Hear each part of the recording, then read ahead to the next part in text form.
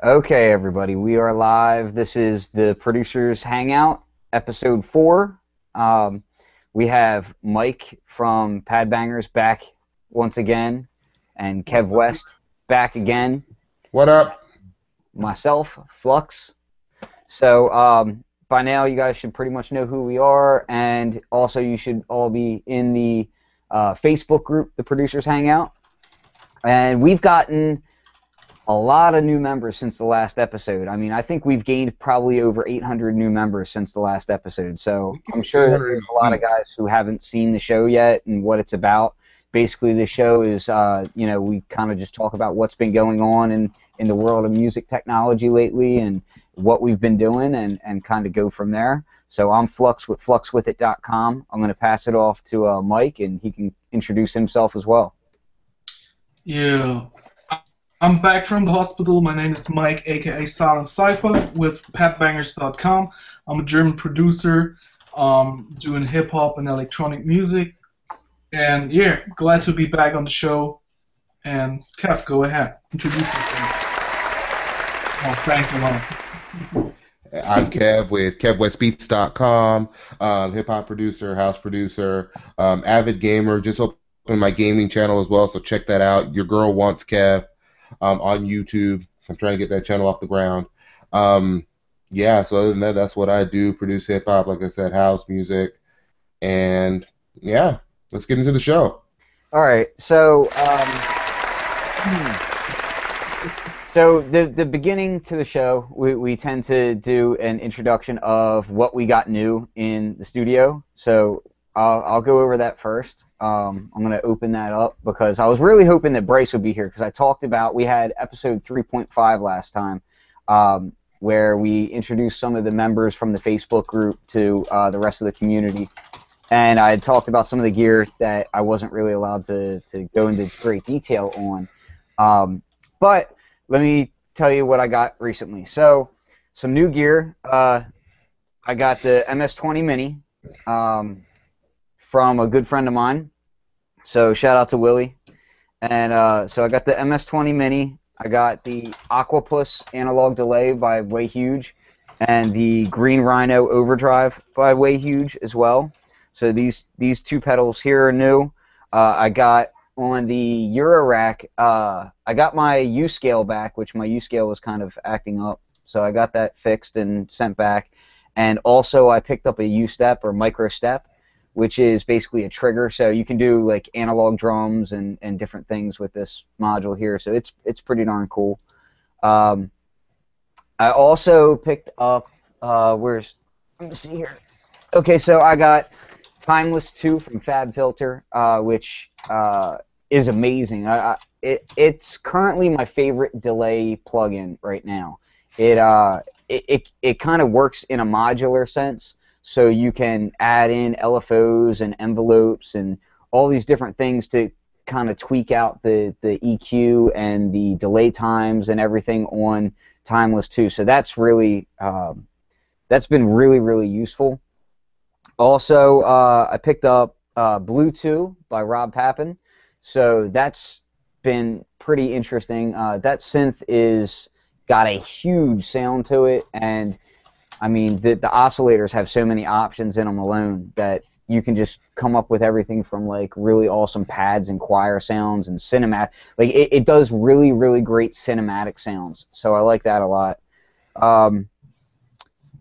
Picked up the iVCS3 for iPad, which Bryce talked about a little bit last time, and I also picked up from Zill's Lab their version of the VCS3, and I can tell you that they're both really awesome, and they both sound completely different from each other. So I highly recommend checking those two out. I find the Zill's Lab, their version of VCS3 is much softer. Like it has... it's really easy to get like these kind of cool pad type sounds and these very how to describe it, just really usable bass sounds and things out of it. Just very it's much smoother when compared to the iOS version. The iOS version, the oscillators on it sound really raw, really big, was actually, honestly, I was really pretty surprised by the difference between the two. The iOS version, if you close your eyes and you play with it just using the raw oscillators themselves, you will think that you're hearing an actual analog synth. I mean, like the oscillators have just such a strong power to them. It's pretty interesting. Um, and also, I'll show you this right now. Right now there's a sale going on, and I've actually been wanting to pick this up for a while, but I just couldn't find myself to justify the price point. But so let me just type this in real quick. It's not showing.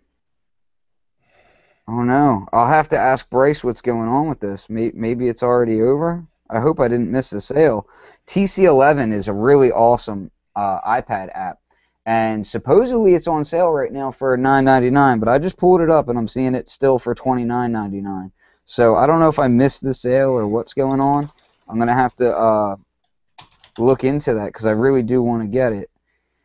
But that's looking pretty interesting. So those are basically the new things that I picked up and been tweaking. I did a video on my site for modifications to the MS-20, and there's also an article that goes along with it for modifying the raw oscillator outputs,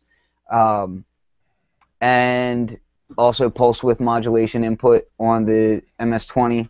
And I also did a video on a modification to the chord chaos pad so that you can, when you're doing like filter sweeps and whatnot with your hand, you can turn on a switch and it'll keep doing that sweep. It'll record what you're doing and keep doing it without you having to hold down the pad motion function on it. So it makes the Chaos Pad 2 way more usable.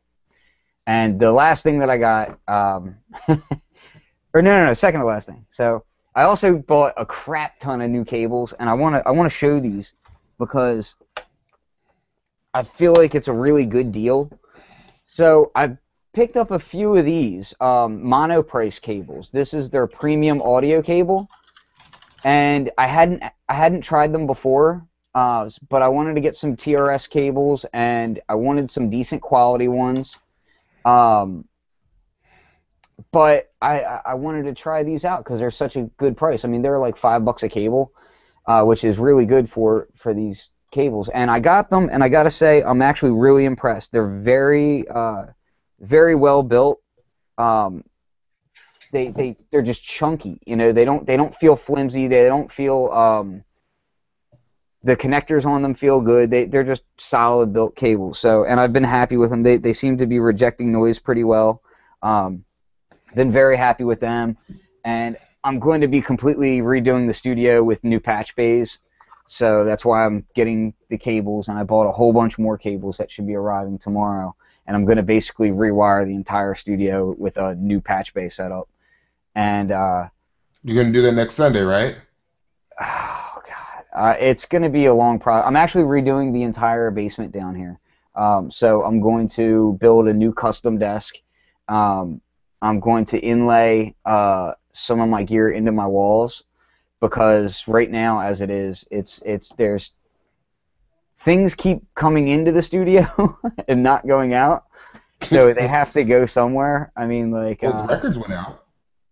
Yeah, I got rid of a lot of records, and I'm down to put sense there. I'm down to like a large rack and a half of records, but Large racks. Even with that, I mean, I really want to I want to do something that's just a lot more ergonomic and you know, because I find that even having everything at arm's reach like I do now, it still kills my back. I've actually switched from sitting in a chair to sitting on a piano bench instead because I find it's better for my back. So I don't know how you guys feel about like studio chairs and whatnot, but to me, like if my back and shoulders start hurting when I'm in here for a long time, that's just a no-go. I'm a cheapskate, so I have an office chair that I got from Goodwill. Mm-hmm. The same way I think I told you I got that banquet table from Goodwill because I'm a cheapskate. And so yeah, I'm a gear slut and a cheapskate. It doesn't go well. See, how does that piano bench? Because I used to have a piano bench, and this is when I was a slim guy, and it just tore my lower back up. Well, this So I have one, to use office chairs. well, this one is, and I'll show you. So it's padded, pretty nice. Like it's like it's a Pro line, Hmm. and it makes me feel like I can move around a lot more. Like lately, I've been doing a lot of experimentation because I'm starting work on a new sound pack. So I've been like I have this little table over here, which normally isn't here, but I've been experimenting with different effects chains and sending drums through all of this all at once, and sending the Rhodes through guitar pedals and the Chaos Pad and different things like that. So I set this little table up so that I could quickly get to the pedals, and with the chair there, and I'm swiveling around, it just didn't feel good. Plus, I couldn't get to my turntables as fast. And like when inspiration strikes, I like to just, start sampling or scratching or whatever. So with this, it's like I feel like I'm just more free. I can get in and out. I can go grab a guitar real quick. Like I find myself being more willing to get up and move around my studio. If I sit in a chair, I tend to just stay stationary and not want to, like, so I've got the Rhodes over here, and back behind me I've got like drum sets and different things. I've got an organ on the other side, and reel-to-reel tape recorders and things, and that stuff never gets used if I sit in my office chair because I'm that lazy. And so I get like locked into spaceship world and don't want to get up. So I find that if I do this, it's like, well, here I'm doing this, and I can stand up real fast and kind of just do whatever I want to do. So it just works out better that way. Yeah, guys, we should speed things up a little bit, I think, if we want to keep the 1 hour limit for the show. Yeah, sorry about that. So Kidding, from now last thing on, I you're got only there allowed was to talk the for 2 minutes at a time. last thing I got there was the Maschine 2.1, which I've been working on for a while, and so that's out now. And what are you guys' thoughts? On the new machine, I like it.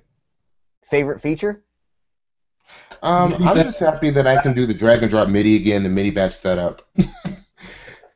I like that my workflow is similar to what it was in 1.8, and that's just where it's at for me with the machine. It's a drum machine for me for Ableton. Yeah. MIDI batch setup was a huge, glaring omission. Yeah. So that was pretty huge. For me, the biggest thing was definitely the fact that when we went into sample mode, we couldn't use the drum pads anymore. So if you were sampling and you're doing things like finger drumming and whatnot, you couldn't do that easily anymore. So they brought that back, which I can't thank them enough for that. So we have the ability to quickly sample and start and stop samples from there. Also, I love the new shaker. The new shaker. Yeah. Oh yeah, I I love The that. shaker is so awesome. Yeah. Being able to use the patterns on it, and have you guys messed with like the swing and the patterns of the shaker? A little bit. Yeah, I I absolutely love the that. animator. The animator where you have the continuing rhythm going on. It's great. It's really great. You just hold down the pad, the shaker keeps going, and you play around with the filter and stuff like that. Sounds really, really good. Also, being able to lock plugins, lock plugin windows is pretty cool. What else? And one of my favorite new features is the group delete, where you hold down the group and you can delete the whole pattern at once and not only single sound. That's great. That's really time saver. Yeah, I like that a lot, and I like the fact that they brought back the proper quantized options, like your input quantize and everything. Oh yeah. So that to me, that's like I use it sometimes, but to me it was more about like people who are using it in a DJ setting or something, and they don't want to worry about being on time so much as triggering things when they need to happen in a mix, especially if you're synced up to Tractor. It's just really important to have these block quantizing going on, and So that's pretty darn important, especially if you're not sequencing it and you're just doing it real time, you know. But yeah, the erasing is speeds things up a lot. Oh, the other thing is the metronome change. Just little things like that, like being able to change the metronome to being on during record and then off when not, you know, without having to manually trigger it on and off, those kinds of things. What else did they add? They added alt drag for copy pasting single elements. So I know a lot of people use a lot of the key commands, but I don't use too many hotkeys like that. But overall, I've been pretty happy with it. There's still a lot of things that I am really, really hoping to see that just hasn't come yet. Still no real-time time stretch. Been waiting on that since 2009. No ability to automatically loop things that we record. That's one that I'm still really hoping for in the near future. But as far as a usability upgrade, I feel like it really improved things a lot. Waiting for a latch function. Is that what it's called? When you you hit a pad one time and it keeps looping itself. Yeah. Until you hit it one more time and it stops, like Ableton does. That's definitely a must-have, and I'm waiting for this for a long time. So I hope they hear us now and going to add it. You know, that's actually one of the reasons why I really just keep it in Ableton. As much as I like Machine, and I find myself at a loss without those features. Like I think you guys remember when 2.0 came out, day two, I sold my Reason and my Ableton licenses. I was like, I'm going on Machine. It's perfect. About 2 months in, I'm like, man, now I want to do this, and it's easier to do it with a regular DAW. So I think like 2, 3 months later, I'm back on Reason and Ableton with Machine. And I find that, Machine, it's just not there yet. It's still not ready for prime time. But it is an awesome complementary piece. I feel like when I'm using it, I still prefer it to just about anything else. And I know that other things are more powerful in the grand scheme of things, but I feel like nothing else gives me the kind of speed and hands-on control that I like, you know? So to me, like, it's very frustrating that I feel like there's certain things, certain very simple things that aren't there that I still really need, you know? Like, simple things like drawing automation curves and smooth automations between scenes and that kind of thing. You know, those sorts of problems with Machine drive me nuts because they are not a single use case issue. They're an issue for everyone. They're an issue across the board no matter how you work. So I mean, but to me it's still the best groove machine on the market. It's still the best drum machine and, you know, software-based drum machine, whatever, and still the best sampling situation. But if it would just kind of take a page from some of the other companies that have already gotten a lot right, you know, start incorporating that stuff. I agree with you. I agree with you, and I made this comparison for a lot of people. You know, Machine is the new Reason in the sense that it's a DAW that you can see how awesome it is, but it's just missing a lot of features to put it over the top. It's always been the problem with Reason. That's going to be the problem with Machine for a while. And I don't think Native Instruments is against those features. It's just how do you implement those with the Machine controllers? I can't think of implementing a lot of DAW audio editing stuff with the micro. It just seems like it would just be a pain in the ass. I think the micro is already a little bit of a pain in the ass. I mean, have you guys used the micro at all? A little bit. Yeah, a little bit. The micro to me, I mean, I've been vocal about it before. I feel like the micro is design-wise just a misstep. Like it doesn't make sense for certain aspects. I mean, the biggest problem with it, in my opinion, is having only one knob, and having that knob be notched. So you can't do a smooth filter sweep with it. Period. Like you just can't do it. Automate it. That's probably their idea of it.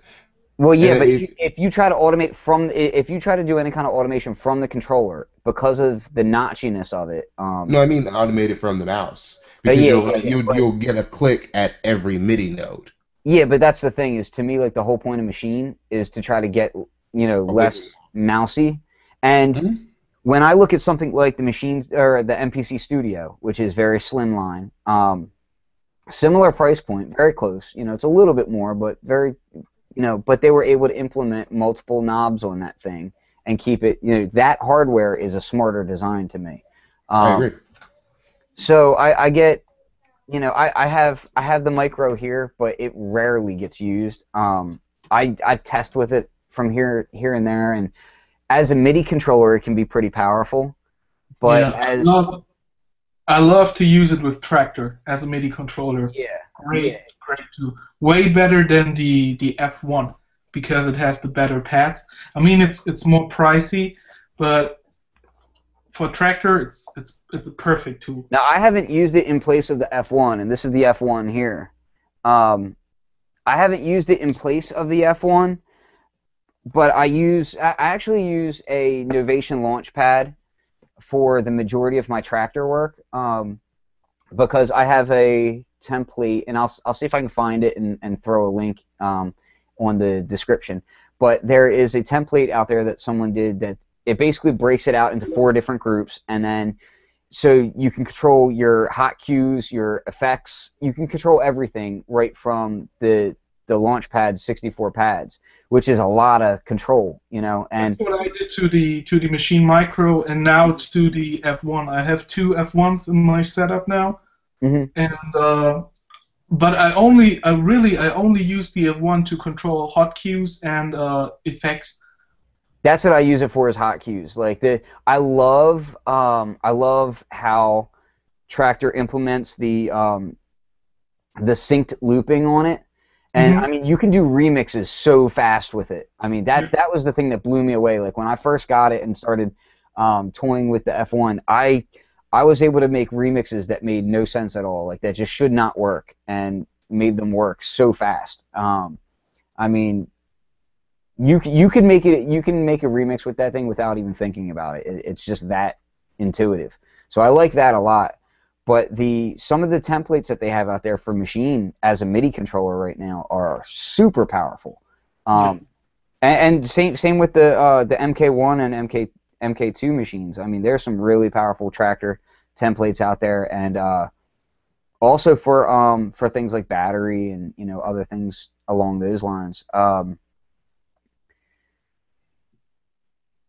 Do you ever see those So kind of templates and feel like sometimes the community is doing what the developer should have done in the first place? well, you know Like what I though? feel like you're kind of doing their job for them. But the template editor inside of the machine control editor is so Hmm. well done that it's extremely easy to make these templates. And I don't think it's up to the company to make a million templates. They make some, like they've got their Ableton ones, they've got a couple Tractor ones out there. The Um, Ableton one don't work. well, they have new ones now, so Oh, you they got make to it. update and check out the new Ableton templates. The last ones I got was when 9 came out. No, they have new templates now that they Okay. just released. So check those out. Um, Oh, really? I uh, missed that too. yeah, Because there's new Ableton do, templates. I'm pretty positive on that. Um, do the, Either does that or the you think it'd be new bad if they. presets work with the Machine Studio? Say that again. Do the new Ableton presets work with the Machine Studio now? Yeah, I believe they do. Yeah, I believe that there is Machine Studio templates specifically for Ableton 9. Oh, nice. I have to Yeah. check this out. I really Yeah, missed that. I just popped up from my service center, dude. Did you find them? I'm looking. I got another update from the 23rd. I think that's 2.1, but I think I already got that. It's in the controller editor, I do believe. Let me see.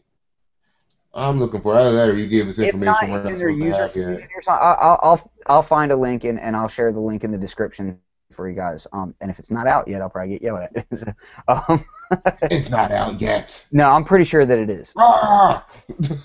I'm I pretty thought sure that brick at stuff is you. out there. So, um, yeah. So with that update, it's got me wondering, and I really typically speaking, I don't like to do this, but it does have me wondering what the next move and next answers are also. Like the next move from Native Instruments and the next answer from Akai, because that's basically their only competition right now in that space, where I feel like Maschine needs to get more studio-centric and start allowing things like tempo mapping and things like that. I feel like Akai is on the opposite end of the spectrum, and they need to start getting more live-centric, and making things speedier. So it'll be interesting. And plus with the price drops that both have had, I mean, we're seeing, I believe the studio is now like $7.99 in some stores. Is that what you guys were seeing as well? Let me see if I can pull it up. I'm pretty sure that I saw that there was a price drop or something to that effect. I don't think they dropped the price. I don't think it's Yeah, not this early. I don't think it was a official price drop, but that's what I've been seeing in some of the stores. So I know a lot of people have been able to find them at that price. You're right. You're right. It's 7.99 euros here, so they dropped it $100. That's pretty cool. It's $7.99 US also. Where are you seeing that at? Like, I'm gonna check I'm on Sweetwater. Guitar Center right now, and I'm seeing it for $7.99. Let's see if it's everywhere, because usually you're right. Guitar Center is usually the last ones to get it. Yep, I see 800 here on Sweetwater too. Yep. So I mean that's. And the MK2 dropped to $4.99. That's also now great entry price. And in my opinion, like the MK2, like if you don't have a Maschine already, like that's the way to go. Really great way to go, because I still love my MK2. Like I don't love I've already talked about this. Even for people who don't have the money for MK2 or MK1, is still a great controller to start with, because it's still fully compatible with the new software. Yeah, I can get it bought for decent price, used for decent price. It's still a great controller. Yeah, I feel like the build MK2 at like 200 isn't bad. I feel like the build quality justifies an MK2 though. Like the build quality is much improved on the MK2. So. True. But yeah, $7.99. I mean, that's an aggressive price point for the studio. Yep. You know. Yeah, I think I bought my MK2 for $600. Yeah. I mean, that's aggressive. So, and the MPC studio is now like what, $3.99? I'm wondering what's with the aggressive price cuts. Is it just people aren't taking to them? They dropped their price a little while back. Akai dropped the prices a while ago, and I'm even seeing used on Guitar Center used MPCs for $2.99 and $3.49. But they dropped the price of the Ren and the studio a while back. The Ren is still $8.99 here in Germany. Yeah, they're saying $9.99, but I thought when it first came out, wasn't it $1,300? No, was it that much? I thought so. Yeah, when it first came out, yeah. Yeah, it was 13 when it first came out. Which, I'll be honest with you, I'm still not a fan of it. Like it's not doing it for me. But as the prices come down, I mean, it's more and more aggressive. So I mean, it's nice to see that the competition is working to the consumer's favor. You know what I mean? So that's always good. I mean, I've been looking at getting more synths, as always, but some of the prices of the newer synths now are, I think we're at a time where synth prices are the lowest I've ever seen. I mean, especially in the used market as well. Like if you look at a used Micro Brute, which brand new I think it was $600, and now you can get them used for like $350, $400. And I was looking at a Novation Base Station 2, and I saw a guy selling them for $350, which is crazy. Like, I mean, the fact that we have so much gear available to us hardware now that's priced at practically plug-in prices. It's hard to turn down. If you've got the room for it, it holds its value a whole lot better than plugins do, at least. Oh yeah. But the question is, why are the prices coming down like this? I'm wondering, is it people just aren't buying the software like that anymore, or I'm wondering what makes them do these aggressive price It's cuts. interesting because, I mean, I think that there is something to say for the fact that a lot of people will gravitate towards plugins over hardware just because of price point. And you know, a lot of people are Paying for it. not used to hardware, not used to, just like I said earlier. I'm dropping $200 in cables. There's a price point outside of the actual equipment, which is cabling and mixers and like just gear to get you set up, an audio interface that has enough inputs, that kind of thing. So there's also a knowledge barrier as well. Whereas somebody gets a plugin, there's they just put it in there and basically it'll teach you how to use it right there. Whereas you get something like a synthesizer or a drum machine that's hardware, it's like you're gonna spend time learning it.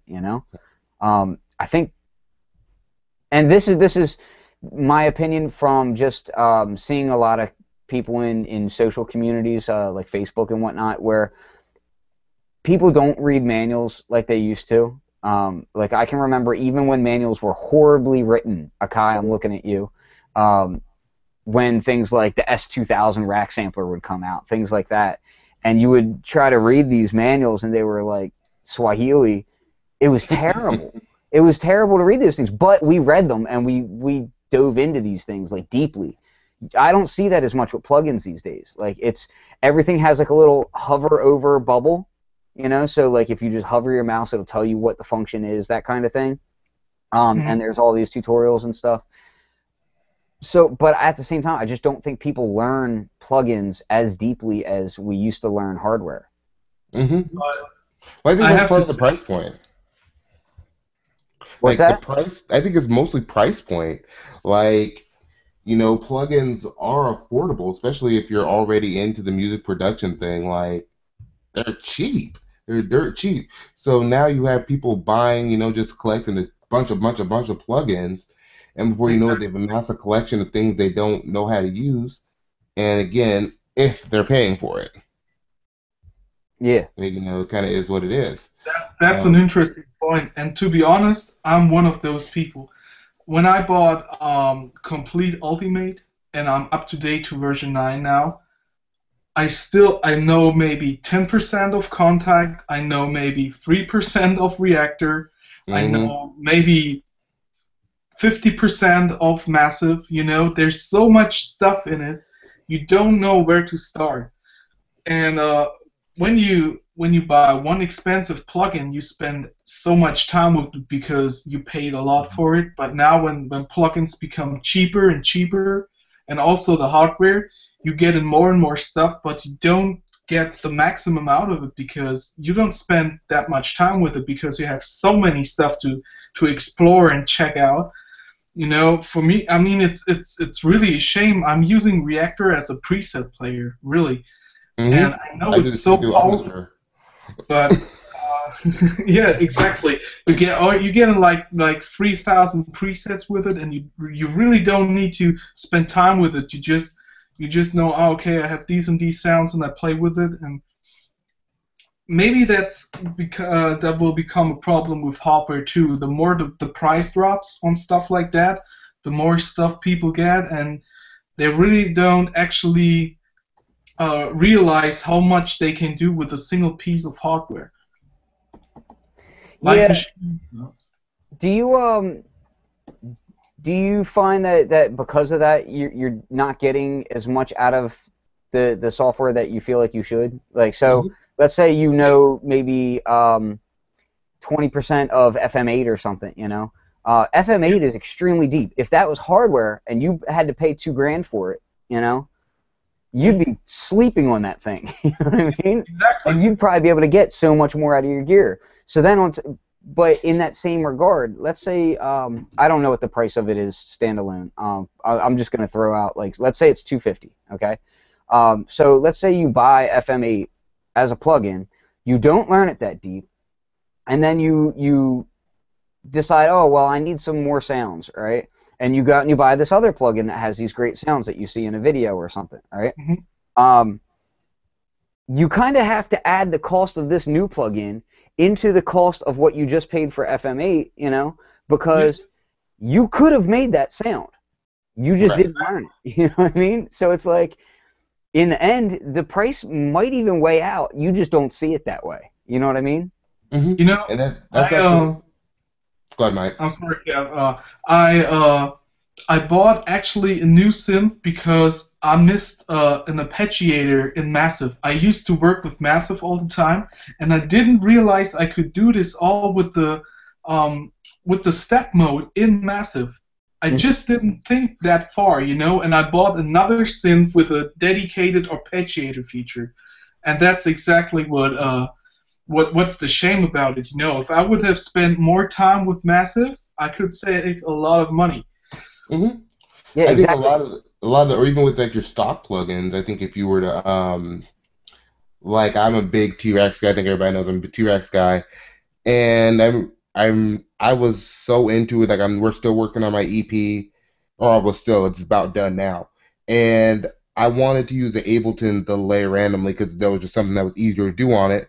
And Ableton had been on my system for like 3 months, but I've been using T-Rex so much for everything. I didn't even realize I didn't install the Ableton based plugins. One.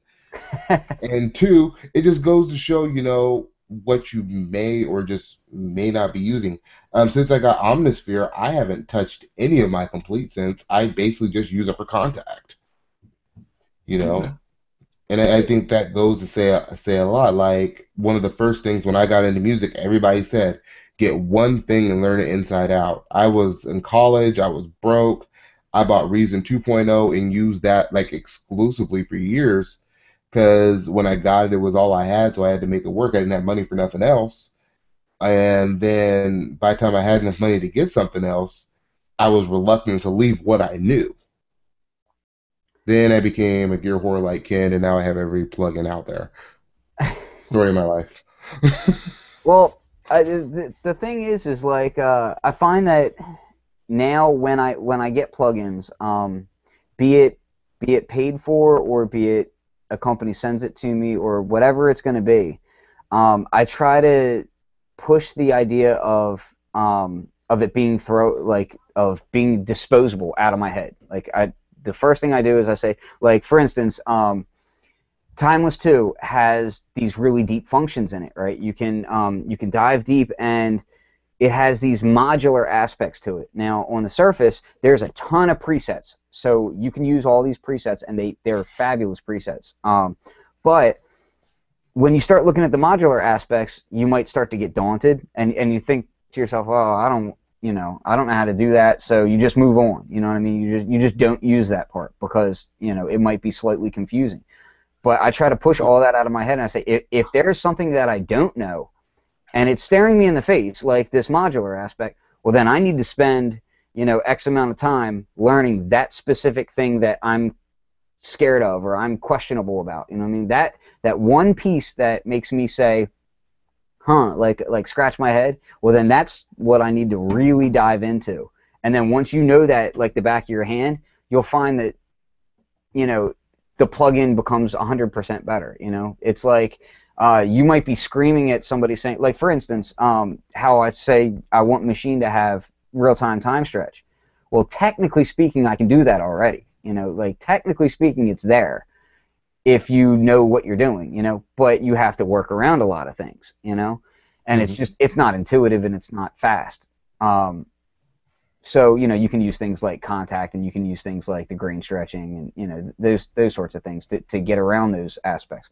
But if you don't spend time to learn it, like if you only learn 10% of contact and you're not aware of how to build an instrument in contact and make contact do all your time stretching for you and everything, which it has a great time stretch engine in it, you could be wasting, how much is complete now? Like $1,000, something like that? 1,000 for Ultimate, but seriously, who? I don't think everybody needs Ultimate. Get the I love it. $500 copy. Love it. I love it. There's I'm tons not of saying I'm not saying it's bad quality. I'm never saying that. I'm no. saying for most people, you really only need the standard version of Complete. Yeah, I mean, For most I people. think it all depends on what your end game is. Like, somebody just producing beats isn't going to need what somebody sound designing is going to need, who isn't going to need something that maybe somebody scoring something is going to need, you know. So, I Exactly, mean, exactly. And that's why I say most people, because most people are making, more, pop music. Be it, if it's hip hop or if it's just regular kind of electronic dance music that you hear in the clubs. That's in standard complete already. I mean, But when you, realistically, like if I had to just say like one thing out of it that is just amazing, and that, if you learn it deeply, you can do pretty much anything, and that's Reactor. Mhm. Like, yeah, if you know Reactor well, there's literally nothing you can't do with it. It's You can the build fucking any type Build-A-Bear of workshop. synthesizer.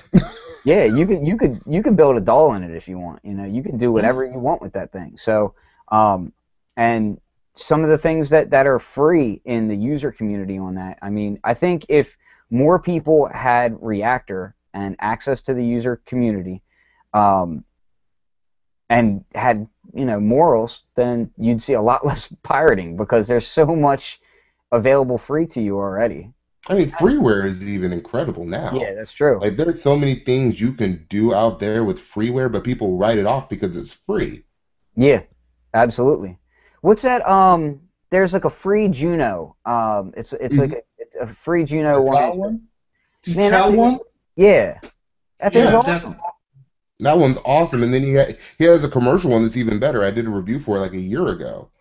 Yeah, that's It and that stuff is great. Like, I mean, I used to have a Juno 106, and I play on that thing, and I'm like, dude, it's the fact that you can get that for free. Come on. you. mhm, I, I I do a lot of bass lines with that free tell plugin. Yeah. It's mhm. it sounds so dope, and it's really I need to get the pro version from it. Now when you remind me, I really They don't used have a to. pro version for that one yet. They just, oh yeah, they do. Yeah, they modeled the SH101 for it. Hmm. Oh yeah, yeah, yeah. Actually, I remember I reviewed that one too. That one's dope too. Even though it hasn't been getting used since I got Trillion. Hey, let me ask you guys a quick question. Do you care if a plugin is an accurate recreation of a sound, as long as it sounds dope? Like, do you really care? I don't give a damn as long as it sounds good. Sounds good. I use it. Yeah, Yeah, 'cause exactly. like I see things like so I mean, obviously a lot of the companies are constantly recreating other synthesizers in software. And to me it's almost to the point now where it's like it's less about whatever they're trying to emulate and more about, okay, well, does it sound good on its own? Like, I don't care if it sounds like if Lush, what is it, Lush 101? I don't care if it sounds like a 101. Like, does it sound good on its own? Like, it could sound like a totally different synthesizer that they didn't name it after. If it sounds good, it sounds good. If the filters sound awesome, the filters sound awesome. You know what I mean? I Exactly. think this is only important for people who use the original synthesizer Yeah. and now want to save some space and try to looking for a virtual alternative to it, you know. But I don't And think that that's the majority of people buying that stuff, is what I'm saying. Not anymore. Not anymore. I think now you have a lot of the youth who they just know it by name. It's like an 808. They know the 808 is a drum machine, but if you give them an 808 plugin that just sounds like the 808s they've heard on records, like modern And records, maybe which that's doesn't even sound like more an 808 drum important. machine at all, Yeah, then they're at this happy. point for the 808, maybe that's more important, is trying to sound more like what people purport an 808 sounds like as opposed to what the 808 actually sounds like. You Right, know? because I don't know what the hell Lil Jon did to make an 808 sound like that, or what these kids are doing now, but it don't sound nothing like the drum machine. Yeah. Yeah, exactly. So, and regardless, even if you're using those, you're running them through different compressions and everything else. So, Hmm. I mean, to me, it's just funny because, like, when I want to get, like a vintage synth or something, like, I'm not buying it because I want it to sound, specifically like a certain record or whatever. Like, I'm buying it because, like, I know that, it has these quirks. You know what I mean? Like, I like quirks in my stuff. Like, that's why I mess with modular and stuff, because I like happy accidents. You know what I mean? But mhm. software, it's like, I'm almost like ready for people to like stop making emulations. Period. Like, I just want them to just I don't care if it's an emulation of something. Just make it amazing. Just do whatever you want to do. Do something interesting. Right, but I think a part of it, the selling point I think about it now too, You have the guys that want to sound like their favorite record, and if they know, hey, and there's a lot of people that still have that mindset. Hey, if I can sound like insert X producer, if I had that synth, only to realize that, hey, I got that synth and I still sound like me, but I just spent $1,200. You know, um, and a lot of people still think gear makes the producer, and I mean gear helps. Better sounds help, but nothing is going to be good unless you have good ideas. And I think more new producers really need to hear that. And that's coming from a guy who had to step back, like, and I do a review channel, so now I'm just getting new gear for reviews because I'm stepping back and like I have too much shit that I haven't really taken advantage of. Hmm. So now I'm using Contact, Omnisphere, and Trillion. I use Reason a little bit for little sounds here and there and things that I think are just easier to do with Reason. And then of course Maschine, plugging all that into Ableton, and then T-Rex for mixing, and that's it. So that's anything after that is just, and I still feel like even me mentioning what I mentioned is still so much overkill. I think there's safety also in using less plugins. You know, Yes. like when Yeah, I I forced myself to do beats with only one plugin, like Mhm. doing a full track only with Massive and modeling bass drums, snares, hi-hats, all from Massive. And that was really fun because you're digging really deep into the plugin and you're doing stuff you never thought it is possible before. Mhm. And once you have the knowledge of synthesis and you know how to handle one synth, you can easily learn new synths in way less time than before. The Exactly. synthesis is always the same thing. It's Exactly. maybe different menus on the plugin, but if you know the basis of synthesis, you can handle every synthesizer plugin out there. And That's also the hardware. that's true. Like all my knowledge of synthesis came from the Subtractor synth in Reason. In Reason 2.0, it's one of the stock synths that came with it. Yeah. Every other synth, I base it off of what I learned off the Subtractor. I find the same knobs. I get worried about keeping too many plugins in my system and using them for different projects because I get all these different updates or I'm moving drives around or whatever, and then next thing you know, I have to update 500 different plugins, and I have to keep track of okay, well, what version is this, and what did I use here, and this and that, and that kind of stuff scares the crap out of me because like for instance, we were just talking about this before the show, when I mix, when I jumped from my old computer to my new computer, I kept my old computer as is. I don't really add any new software to it. Like, it runs great still. I use it for Tractor and I use it for my legacy projects, and that's it. Like, I'm not selling it. Like, I'm not putting anything else on it. It stays as is because even though I can transfer those projects to my new computer, not everything is always one-to-one, and you Mhm. know, plus on that computer I used a lot of 32-bit stuff. This computer is nothing but 64-bit. So problems like that start to arise, and it worries me when you start having to track too many plugins in your system. But I agree. yeah, that worries me. And like you were saying, Kev, about quality of sound too. I mean, it comes to be a point where it's like, if you're getting what you like out of a sound, like, do you really need to change? Like, do you really need that next plugin? Do you really need 50 different baseline plugins? Well, I mean, when I say quality of sound, I mean like just does it sound good or it doesn't? Mhm. Can you hear it or can you not? How pristine do we need to be? Because you remember like back in the 80s and you had those early synths and those early samplers, the early samplers sound like shit. The Yep. SP1200, by today's standards sounds like shit. But what Well, we love are those quirkiness about them, the imperfections there. And It I think the had problem is the sound had character. the character came from the imperfection. Yeah, of course, but that was what made this so special, and that's what Exactly. people still love until today. Well, what we were talking about in the Exactly. Facebook group about the sound quality, one of the Mhm. things that I was kind of mentioning about is beyond the SP12 and SP1200, ASRs, EPS, all those gritty samplers, which I've owned a bunch of those different things, and I love the sound of them. I love the quirkiness, but go deeper than that, and go back and listen to early Gangstar, right? Mhm. Listen to those drum breaks. Now, everybody loves these songs, right, including myself, but go back and listen to the drum breaks specifically and listen to how they're mixed and listen to a lot of the characteristics of it. It's not just the sampler. A lot of those drums sound terrible, and I don't mean terrible in a good way.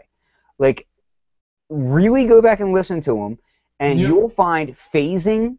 You'll find, you know, all sorts of phase cancellation happening in some of the drum loops that really don't, like, they don't sound good even if you're like me and you love dirty drums. Like, I love my old drums.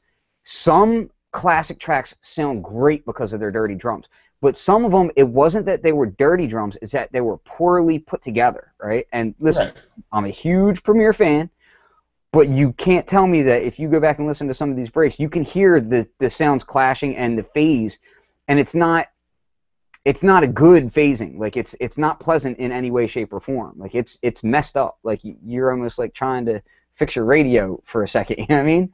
But to me, it's like, you know. You hear The on a performance lot is of worth these more old than- records that are terribly mixed.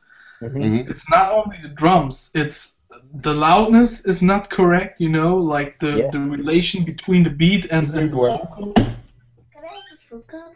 I'll give you one in 2 minutes, okay? Yeah, I find I'll get you in a few minutes, okay? we were talking about that subject, and I mentioned, you know, that same issue about the phasing and all, and I went back like later that day and I was like, you know what, I'm gonna go back and pull some of my vinyl and go back and listen to these breaks, and I was listening to a lot of these tracks, and it was when you start listening to it and you keep in mind, you know, what was going on at the time as far as, you know, budget productions and you know, terrible equipment and, you know, just different things that were going on, you know, engineers who weren't the most skilled on some of these classic records. Some of the stuff sounded fantastic. Some of it was gritty and sounded great. Like most of you know, most of a lot of the Wu-Tang stuff was super gritty but sounded great. But I want to say it was Protect Your Neck. If you listen to the snare on that, it's so bad, like horribly mixed, you know. And it's not like you can go back and listen to early like NWA and be like, oh crap, that drum sounds great, and it was gritty. And then you can go back and listen to this snare and be like, that sounds broken. You know what I mean? Like, well, it goes back to maybe the performance is worth more than the sound quality. And I think over the last 10, 15 years, while we've had access to software, we've had access to amazing sound because of it. Yeah, like I love a consider- properly mixed SP1200. I love a properly mixed Yes. beat the song as much as everybody else. But in spending time with the mixing, we've lost a lot in the performance. Everything sounds amazing. It lost the character, lost the quirkiness, sure, but it sounds on point. But the performance lacks because we're spending so much time on the technical stuff. People spend years learning how to be technically proficient and thinking that, you know, there's a right way to do it, only to then neglect basic music making skills. And I've done it. Like, I'm not a good keyboard player at all. I don't pretend to be. And it's a lot of it is, but you know, I know how to program a synth. I know how to get a lot of different kind of drum sounds going on a synthesizer, a lot of different lead sounds, whatever. But what is really funny is today, like having a clean sound is so easy with the stuff. Yeah. People going back adding vintage noises to their tracks. You Yep. know, that's ridiculous. Yeah. You know, producers spent years and years and were praying for better sound quality, which was just not possible with the equipment they had at their time. Now we have super clean sounds and we start adding back noises, humming, and that tape sounds, you know, that's just... on that same level, though, I remember when HD TV was really starting to come into its own, and there were issues with certain like broadcasters didn't like the HD because it exposed their ugly face. So they would start putting like soft lenses on, you know what I mean? And in a way, it can be the same thing. And if you think about it, like there's a reason why certain microphones are preferred because they'll roll off certain frequencies. In a way, it can be the same thing. Like when I do my drums, like I like a lot of boom bap and kind of semi lo-fi sounding sounds. I like darker sounds. I'll run my drums through like a analog saturation or something, you know, to gritty them up. Because I like that. But what I don't like is I don't want to make the recording, the whole entire mix, sound bad. I just want the particular character that I need for that song to sound the way that I need it, you know? So you can have gritty sounds that are high-quality gritty sounds mixed properly sounding great, or you can take amazing sounds and then mix them terribly and, you know, be way worse off, you know what I mean? So it's... To me, it's funny when I hear people say, "Oh, well, you know, that's too lo-fi or that's too high quality." It's like, well, you can look at certain. Again, I take it back to like boom bap stuff. If you listen to like some of the Ghostface songs or Method Man songs where they mix their voices like perfectly clear, that drives me nuts. Like I love hearing like the distortion on their mics from the earlier records. To me, that sounds more. It just sounds better. Like, you know, even though it's a dirtier sound. Don't get me wrong, I don't say that making sounds more gritty or stuff like that is a bad thing. I always run some filters through my drums and stuff like that. But what I meant is that people adding like, you know, background noises or humming or sizzling to their tracks, and they implement it's better to do that because then it sounds vintage, and vintage is automatically better. You know, and that's what I think is a really... I agree. I think that's a mindset. Vintage is better as a mindset. I like a lot of the modern sound. One of the other things that I was saying about that is that as time moves forward, the younger generation coming forward, their vintage is like early FL Studio. So FL Studio to some of these kids is like the MPC 3000 was to us. Yeah, I mean, like, you can go back and you can check out, like, old Ninth Wonder and beats, you know, and that kind of thing, and it's like, you know, to them, that was their vintage sound, you know, so it's like, and to me, part of that is, like, I'll go back and I'll listen to Tribe Called Quest, and Tribe Called Quest, the sound is amazing, but part of why I feel that way is because that's what I grew up on. Like, that sounds so great to me because it reminds me of those times and all that kind of thing. And I wonder if it's the same for those kids, you know, maybe growing up on Ninth Wonder, you know, I think it is. For them. Like I was saying before, the listening is like their 36 chambers, their Illmatic, ready to die, whatever you want to put in there, you know? But, yeah, I think we should wrap this up. You know, we've been on here for an hour. We said we're going to get the show down to an hour. Yep. But therefore, we will be back in 2 weeks and not in 4 weeks as before. Yeah, we're gonna go to a bi-weekly shows, and as always, what we like to do is we'll try to take at least one topic from the Facebook group and kind of implement that into here as we did today, and also, you know, we'll keep everybody updated. Next week we should have Bryce back, and yeah, so this is the Producers Hangout. And if you're not a member of the Facebook group, we'll put a link to that in the show description, and share it, talk about it, have fun. Peace. Later. Hold Peace on. out. Before you go, I got to do it one more time if I can get to it. I like the Google effects. And go check out the Flux With It stuff over at Big Fish. Oh, yeah, and KevWestBeats.com. And subscribe to my gaming channel, youtube.com/yourgirlwantskev. Yeah, and subscribe to patbangers.com or don't do it. I don't care. Later. All right, peace, everybody.